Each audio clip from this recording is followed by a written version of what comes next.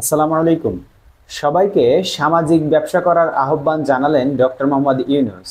সেই সামাজিক ব্যবসা আসলে কি সেটি আপনাদেরকে জানানোর চেষ্টা করব।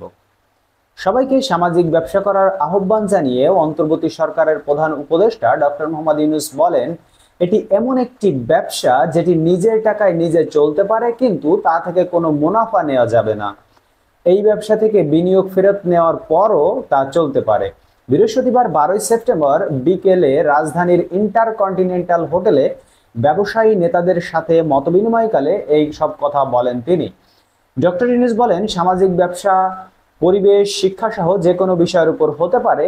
এই ব্যবসা সফল হলে মূলধন উঠিয়ে নেওয়া যায়, এরপর থেকে সেটি নিজে নিজেই চলতে পারবে। এছাড়া এই ব্যবসার জন্য তহবিল গঠনের পরামর্শ দেন তিনি। সেই তহবিল থেকে সামাজিক ব্যবসা করতে ইচ্ছুক ব্যক্তিদের বিনিয়োগ করার কথাও বলেন তিনি। সামাজিক ব্যবসাটা কিরকম এখন আপনাদের সাথে একটু ক্লিয়ার করি।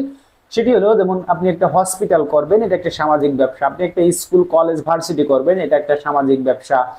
এই ধরনের যে ব্যবসাগুলো আছে, যেগুলো সমাজের মানুষের বেশি বেশি কাজে লাগে এবং সমাজের উপকার হয়, এই ব্যবসা থেকে আপনি একটা সময় যদি একটা হসপিটাল থেকে তা আপনার মূলধন নিয়ে আসেন, তাহলে কিন্তু এই ব্যবসাটা অনায়াসে চলতে পারবে। এই ধরনের ব্যবসার কথাই তিনি বলেছেন।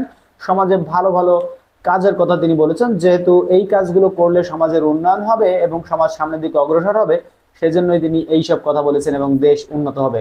ধন্যবাদ সবাইকে ভিডিওটি দেখার জন্য। বন্ধুরা, আমাদের চ্যানেলটিকে সাবস্ক্রাইব করে রাখবেন পরবর্তী খবর পাওয়ার জন্য। আমরা সবসময় আপনাদেরকে বাংলাদেশে ঘটে যাওয়া, দেশ ও প্রবাসের সব জায়গায় ঘটে যাওয়া সকল খবর আপনাদেরকে জানানোর চেষ্টা করি। এবং এই ভিডিওতে একটি লাইক দিতে ভুলবেন না। দেখাবেন ইনশাআল্লাহ পরবর্তী ভিডিওতে। আল্লাহ হাফেজ।